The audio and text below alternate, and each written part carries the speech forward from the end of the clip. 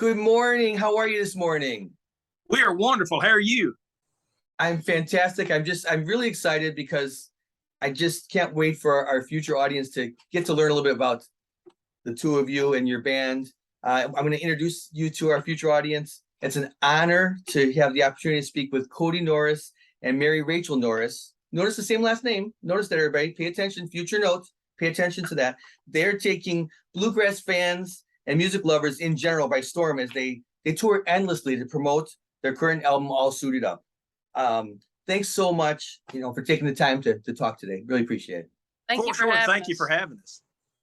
I want to I usually ask this question in some way, shape, or form, is how did you get your start in music? Each of you, how did each of you get your start in music, and what led to it eventually becoming a way of life for you? When it became a career, how did that evolve into that? You want to go first? Well, I actually started playing the violin, so to speak, in the strings program in my elementary school, and quickly found out that I liked that music, but I was around the country bluegrass, that type of scene a lot more than I was classical. And so I started taking fiddle lessons, and from there I found out I was playing basketball at the time, and I always remember going back trying to figure out, was I going to play basketball or going to play fiddle? And because at the time I just couldn't do both of them. I was too busy with both. Sure. And so I chose the fiddle, and I'm so glad I did, because it's obviously now a career path too. So that's just how really easy that it got started. Just took lessons, and from there I decided that's something I wanted to do. So right. At about 9 years old, I really kind of began to get an interest as far as wanting to play myself. Prior to that, my dad was an avid music lover. We would go to bluegrass festivals, different places. My dad, and I've shared this story a lot, when I was a kid, he'd make mixtapes to put in his pickup and take with him as he traveled, and those mixtapes would have everybody from like Flatt and Scruggs to John Fogerty to Foghat to Mac Wiseman. I mean, my dad loved all kinds, and so really happy to to have that background growing up, and began to get kind of interested in music about 9 or 10 years old. There was a group that attended our church, and they had a small little bluegrass gospel group. And I would go over to their house, and they'd have practices on Friday night, and I would go over there and attempting to learn to play the mandolin, just playing along with them. Never took any formal lessons, and man, I just really got bit by the bug with it. And from the time I was about 13 years old, it's been music in my world. It's always interesting to hear how it starts for people, and yeah. I know that both of you have had time spent in the classroom, not a class, in a private music studio. How's that? Teaching other people, right. Teaching kids about music. And, as a fellow music teacher, I'm also a music teacher. I find a lot of joy in teaching like woodwind students, teaching people about their voice. But do you find that you learn things about your own musicianship when you're trying to put into words how to do something on your instrument? I really believe the time that I've spent teaching, I've learned more than any student I've ever had. That's how I feel. Yeah, you have to dissect it and figure out how to make it make sense to someone else. And so then you have to start putting more thought into it than you might have up to that point, So yes, that is an accurate statement. Yeah, I find also that, when I'm explaining it, I was like, do I do that? How do I do it? And, it makes me think more about that when I'm playing. That I should follow the same thing I'm teaching them about a certain way to do something. I just love how that works. And it's so inspiring to work with people of all ages too, and to teach, I'm sure, as you see people, it inspires you. We enjoyed it for sure. So the Kody Norris Show spends a lot of time on the road. I mean, I hear that you do over 90 shows a year, 48 states, right? You've hit 48 states. Yeah. And what do you enjoy the most about bringing your music to a live audience? I love the feeling of knowing, especially in the world as it is today, with finances being kind of tight. The fact that when you pull into a town and people are coming out spending their hard-earned money on something that you have to offer, I can't tell you what that does for me. They could spend that money on anything they want to, but the fact that they are doing that so graciously to come and attend the Kody Norris Show, I can't tell you in my heart what that does for me. It's just the most humbling feeling in the world. And knowing that we're doing something that pleases them, or they wouldn't be there. Yeah. Right. Yeah. And there's so many choices. Like you said, they have so many choices of what to do, and money's limited. Money is tight for people in the world today, because there's so many different things to support a family that you need to be able to do. And yeah, so you're right. They have a lot of choices, and they choose to spend it to come and see your band. So that is very, very exciting. It's satisfying. That's It is for sure. very Yeah. much so. Yeah, and then we see the smile on their faces, to see them interacting, to see Right. them, that you're reaching them. When they bring the kids, we always give any of you listeners that come to our show, this is just a good fact. If you come up to our table and show us that you're following us on social media, we give you something free. And when we do that with the kids, they don't have to show us anything. We know that most of them don't. And I'll still give them a signed picture, and they absolutely light up. Like it's something that they get to take home that's theirs, whether they get to buy anything extra or not. It's so cool to see that smile. And you never know, you could be inspiring a future musician that maybe they didn't play an instrument when they walked in that room, but they see how much energy all of you bring to the stage and how much fun it is. And you could have a future musician right there. Yeah. And also because of the interaction that you had with them at the table. Like, wow, you're giving me this just for being here? That kind of thing, So that's great. That's so neat. It's so inspiring. What do you think it is that brings people to tell you that, they're not big bluegrass fans? Some people, you have many fans who are coming there to see you perform bluegrass music. But some people come up to you and say, we're not a big bluegrass fans, but we like your band. What do you think it is that makes them connect with you? That's literally probably the most common said thing that we have. You have no idea how many times in a weekend that we hear that.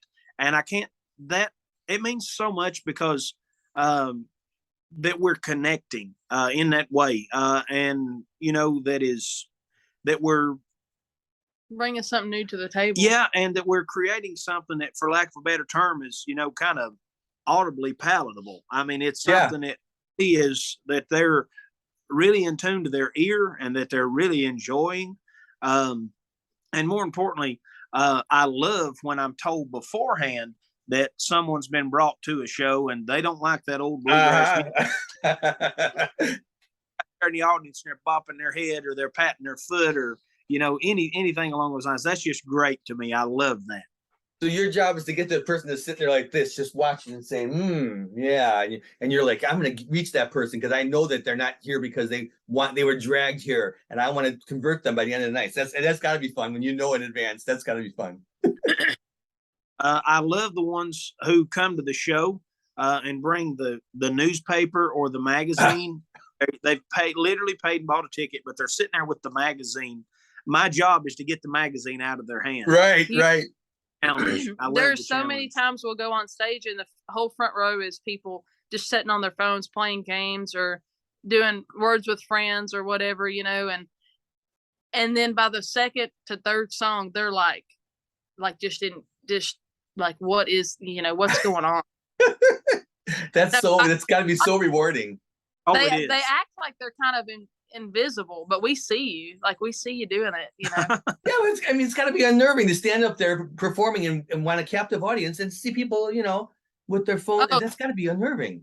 It is. It's not. I think we played a show one time, and I won't go into detail on the show, but a guy that was filling in, blah blah blah. We got up there and played, and there was a very iconic person in the crowd listening to us, and we didn't know he was there. And we get done. He watched every bit of the show, and it wasn't the Kody Norris show. It was another band at the time. And when we got done, we all sat in the front row, and we were listening to him. And this guy at the time, he just sat on his phone the whole time. And for us, it was embarrassing, but the guy also seen it, and he actually called him out. He called him out. Wow. And he was, y'all's whole show, the least you could do is listen to mine. And I was so glad that happened, because we get that, a lot. But like I said, by the second or third song, they're kind of in tune with what we're doing. So if we don't have them then, though, we're probably not going to get them. Yeah. Right. I've been at shows sometimes where I've seen someone in the front row with a phone, and I've seen the artist like say, hey, who's on the phone? Can I talk to them for a second? And kind of, hey, I'm doing a show right now. Would you mind if they call you back later? Just joking around. And the audience loves it. And the person's a little bit, you're not trying to embarrass anybody, but it's kind of they kind of seem to have fun with it. Make a lemonade out of lemons that they're on the phone and someone says, hey, can I talk to them for a moment? When it's that intimate. We've even had a time where somebody will call our phone. Oh. Like, and Kody will, we'll either feel it vibrate or we take our phone because we use it for tuners. So, sure. Anyways, I'll just go ahead and answer. He'll answer it right in the middle of the show. And he'll say, oh, you want to hear such and such song? And we go and we make a joke about it, just like you were saying. And that makes it for another part of the show aspect too. So. Yeah, that's really fun. And speaking of fun, I think that just watching some of the concerts that you've done, interacting with audiences on the internet, watching a couple things. I know you bring a lot of humor into your shows, and I have to think that helps people to really enjoy the show because you all have a very, very good rapport on that stage with each other, the four of you. And it just seems like it's that people are pulled into that and they're sucked in. We work hard at that. Oh, and the thing of it, all that stuff's off the cuff. Yeah. Like that's not rehearsed in any way, shape, or form. Yeah. It's just, and we never know what we're going to come up with. Sometimes it makes you a little nervous, Right. You just don't get as much banter as the other shows. That's right. Right. Depending on how everybody's moods are, if we've been up, if we're tired, because there's a point where some of it's kind of sarcastic, so you kind of have to watch what you say, without toes. And by no means do we take it that way, but we don't want people in the audience to say, man, they're really being hateful to each other, because it's not that at all. That's just how we are. We're just very sarcastic people. Sure. All four of us are. Yeah. So is there a prankster in the group of the four of you? All the time you travel and all the things, and you never know what someone's going to throw at you on stage, not physically, but what kind of a joke or sarcasm they're going to lob at you, or even off on the buses or in the cars. I would say that I don't think anybody does like pranks, like in-depth pranks, because we've kind of, sometimes, I don't know, they can go too far sometimes, but as far as like I'll like text people, like text Josiah something to get him going, and then I'll just leave him hanging, and then like it'll be a week till he sees us. Yeah. And so he's like worried the whole time about this whole whatever it is, so we like that and kind of do that on the bus too. Yeah. Joking around, but I wouldn't say actually like pulling pranks, would you? For instance, this in the recording studio, and we had one afternoon that we didn't have anything going, so Josiah he brought his wife and daughter to Asheville, North Carolina, where we were recording, and they got to the hotel before we did and got checked into their room. And Mary Rachel just casually in conversation says by text, "What room are you guys staying in?" And Josiah's wife says 407. And all Mary texted her back was, "Oh no, they didn't put you in that room, did they?" And so for 3 hours, it was very, and from someone getting killed in the room to someone having a baby in the room to that. Every single scenario. You gotta have a little fun sometimes. It's harmless. It's harmless fun, because you can all laugh about it now and after the fact. You gotta have a little fun. So, so Mary Rachel, you joined the band in about 2014. I think you had done some different performances with the band, right? A couple of times, and then you formally joined in about 2014. Yeah. How did playing permanently in the band come about? Like you did a couple of stints with them, and then. Actually, I was playing in 2014. I was my senior year in high school. I was working at an eye doctor. I was working at our county clerk's office, and I was playing music professionally with Larry Sparks and the Lonesome Ramblers. And that year, in the fall of that year, I kind of parted ways with the Lonesome Ramblers, and Kody was needing a mandolin player. And so I told him, I was like, well, if you'll teach me, I can do it. You'll just have to teach me certain things you want. So we kind of went through, what was it, 1.5 years, 2 years of me playing the mandolin. Yeah, something like that. He had Michael Fagan on the fiddle, who is a very prominent Nashville fiddler. And we would do twin fiddle stuff together. And then I would go back to the mandolin. And so for a couple of years, it was more like hit and miss because I was still living in Kentucky, and he's in East Tennessee, Northeast Tennessee. So I would, do the shows, I guess you could say, that mattered, that he needed a 5-piece band with. And then from there, Mike decided to leave, and I, soon became the fiddle player. But I did some shows earlier prior to 2014 with Kody. And needless to say, I was terrible at that point. I can't believe you even took me on the road. Yeah, but so I did some shows prior to 2014, but joined the band, I would say, definitely in 2015. And then how did it happen? Like, after you're in the band together for a while, the two of you decided to marry. Who asked who to marry, and how did you do it? Well, we started dating in 14, 15. Yeah, we started dating not long after Mary Rachel came into the band, and in talking to my CPA, she told me, what a great tax break you can get when you're married. No, actually, marriage is something that I had basically sworn a solemn vow I would never do. Just because I'm so busy, I'm so driven. I was good husband material. But when someone's put in your life that has that same get up and go and exemplifies those same qualities, I felt like this is the one, and I better not let this one get away. And so at a homecoming performance that I do every year in my hometown of Mountain City, Tennessee, on stage, Mary Rachel had actually just won an award from the National Traditional Country Music Association for Fiddle Album of the Year. And we had this whole reception that we were going to have after following the show that night in honor of this award. So I'd already bought a ring. I had a ring, and literally it was just on a whim. 15 minutes before the show, Josiah, my banjo man, and I made up this little skit that we were going to do. And I just got thinking, man, it couldn't be a more perfect time.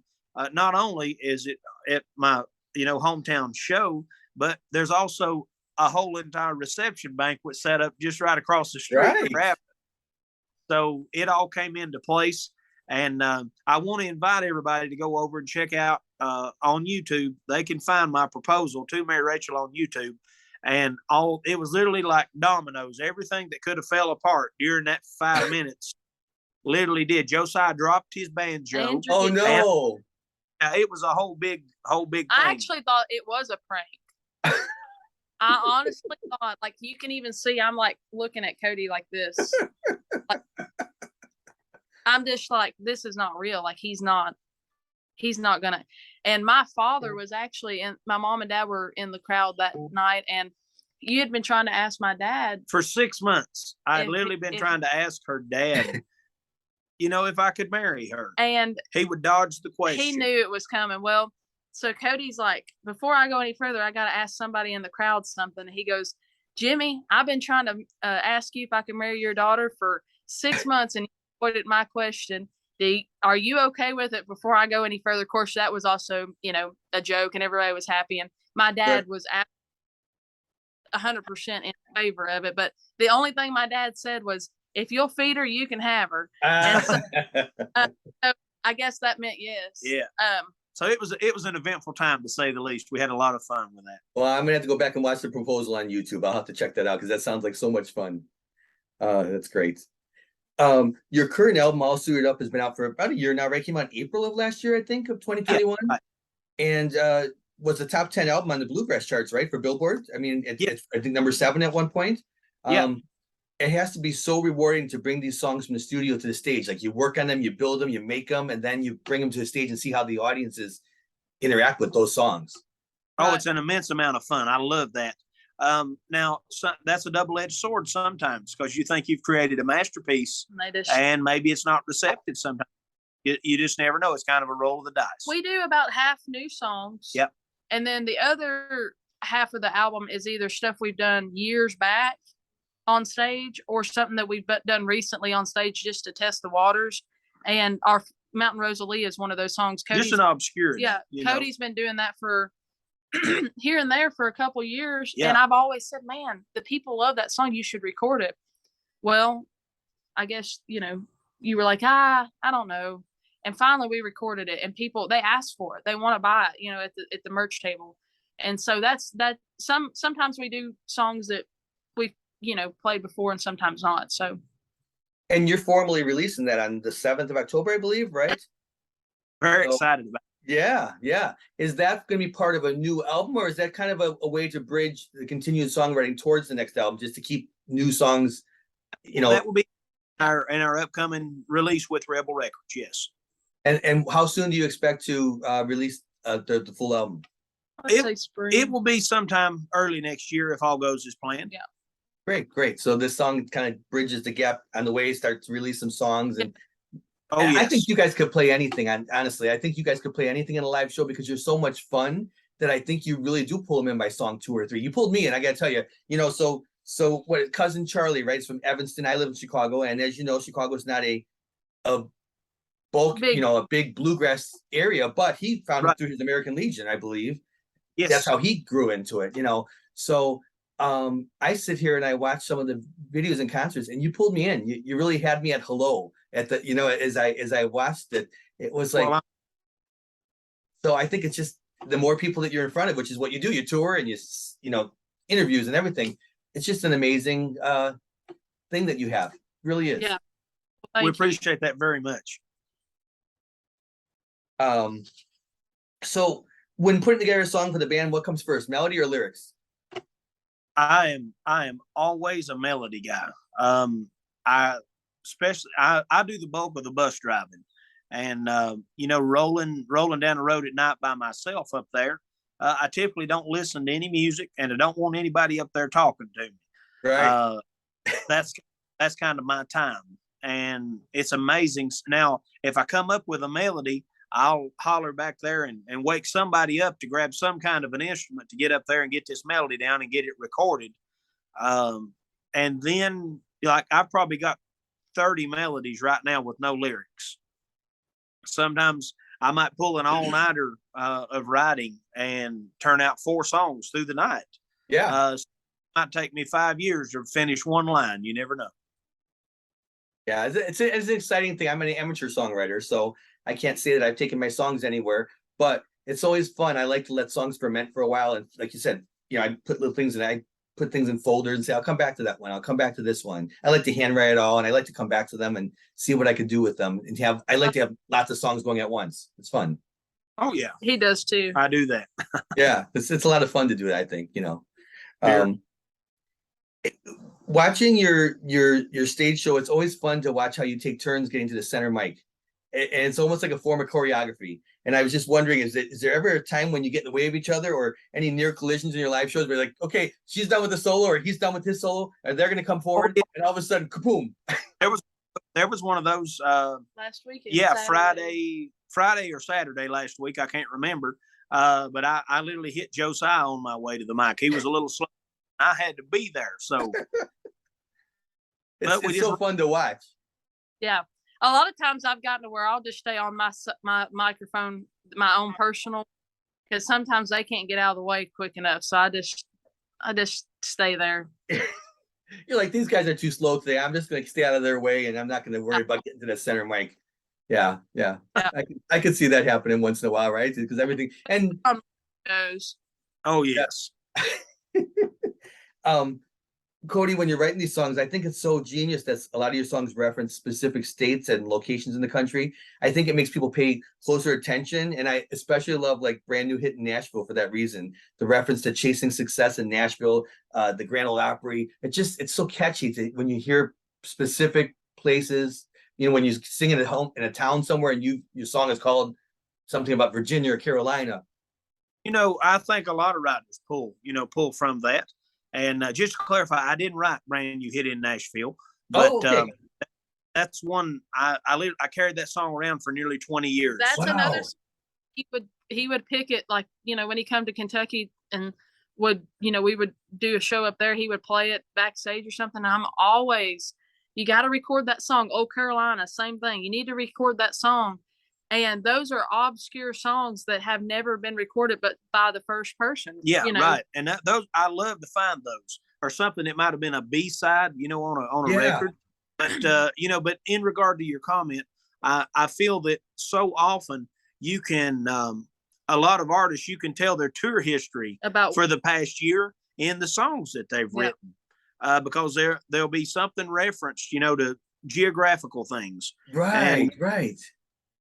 That's something, and I use that often. Kentucky Darling. There you go. And then when you're in that town next time, and now you've written a song about them from your last Oh. visit, right? How huge is that? Yeah. Oh yeah. So And I think, yeah, it sure drives record sales. it got it right. Hey, we got a big burst in Kentucky right now. That's just because we came through with that song, right? Yeah. You know. So it's really, I think it's really fun, and it had to be also fun. Just going back to the new hit in Nashville, also to record that video out in front of Ryman Auditorium. That had to be so like inspirational. That was Yeah, great. the first half of it was actually recorded here in Mountain City, Tennessee. And It was so cold. It was so cold that cold. And it was so neat though, because everybody in town was seeing this, this movie, or not movie company, but whatever you want to call it, film crew. Yeah. Sure. We had our old truck, the Ford in there, and we were using our house and this and that, dozer. and the dozer, and people were like, "What are they doing?" And then we went to Nashville and cut those scenes of everything, and it was just a neat concept, and I'm glad we were able to do it that way. Yeah, and it's a lot of work, but the end result is fun, and just to see how it came out. That people don't realize how many times you have to film one part of one thing. Like a lot of people may not know this, and I don't know if this is a secret or not, but you record the song, and then you take a speaker or whatever, and you play the song back, and then you're all playing to the song. Well, a lot of times, but the way you recorded it and the way you're going to play it on stage, sometimes the fill-ins here and there might be a little different. So like we actually like had to know note for note what we played on that album, and on any song that has a music video. If you're watching musicians, they are always and so we wanted it to be spot on. And so far, Love Bug was our first music video, which it was just more like behind the scenes kind of thing. And then Brand New Hit Nashville was the second one, and that one I thought turned out great. And then our last one was Farmin' Man, and I don't know if you've gotten to see that one yet. I have seen that. It's a lot of fun. Yeah, a lot of fun. When we cut Brand New Hit Nashville, it was so cold, and then when we cut Farmin' Man, it was so hot, and so it was like ever film on comfortable days. Right. Yeah. Yeah, it's a lot, and you have all the variables, like you said, to contend with, all the weather and all the hard work and to put it all together. Right. I know you have a busy day, so I just want to remind people that you have this upcoming single, Mountain Rosalie, being released formally on October 7th. Sounds like you're already playing it at the shows, but it's going to be formally released. Yeah. So they can. I'm sorry. Can you repeat that? That didn't come through. They can pre-save right now, Mountain Rosalie. Pre-save, pre-order. We can do all that right now. Fantastic. So don't wait to do that. Do it today. Do it today, right? Pre-sale it, pre-purchase it today. And what's the best means of social media for people to interact with the band and with each of you to where you kind of find yourself doing most of your posts and having fun? Of course, we want them to check out our website first and foremost, thekodynorrisshow.com. Remember, folks, that's Kody with a K. Anything else would be Sody, and I wouldn't want you to be confused. Go over, check out our Facebook, Instagram, and Twitter, and we also have a YouTube page. You can see everything we've got going on with uploaded content constantly coming your way. So be sure and go over and check that out. And I checked it out on my own too, and I got to tell people it's really a great site, because some sites just have a couple things to do and you're done. There's lots to look at. There's lots of eye candy, lots of videos, lots of things to interact with. So it's a great site. Make sure you check it out. And in regard to that, we have a brand new website coming very soon. Yeah. Oh, exciting! Very in exciting. The works, and it's really awesome. We're so excited about it. Well, then make sure you check back often to make sure you see their new site coming down the pike. You guys are so fun to talk to. I love the stories, and I really wish you all the best of success as you continue your journey, and day by day, each person that gets to know you guys, it's just going to explode. It's already exploding. in sometime. Okay. I hope so. I hope so. Thank you so I- much. Take care. Thank Thank you. you.